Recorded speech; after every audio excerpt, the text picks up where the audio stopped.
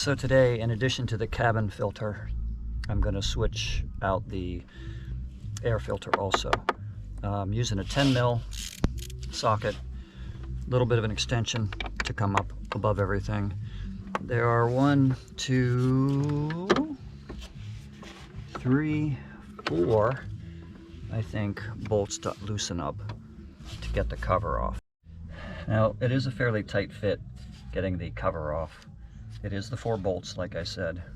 And you just have to kind of finagle and move things around a little bit to be able to get it off. The old filter just pulls right out. Here's what the old filter looks like. And my plan is to be able to switch filters. These are washable, but on a 4-wheeling trip from now on, what I want to do is take the new clean one with me to switch them out before the drive back. So there's what that looks like.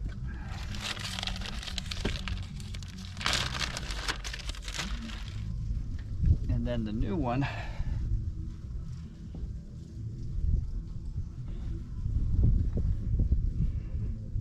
here's the old and the new.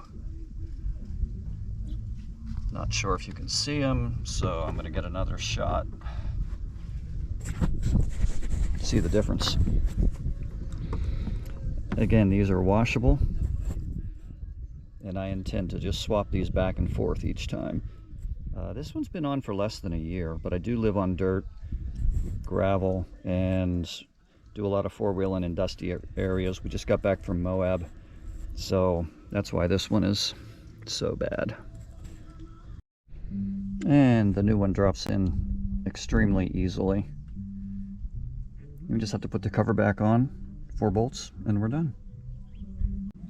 One thing I would keep in mind, this is all just plastic, so don't over tighten them.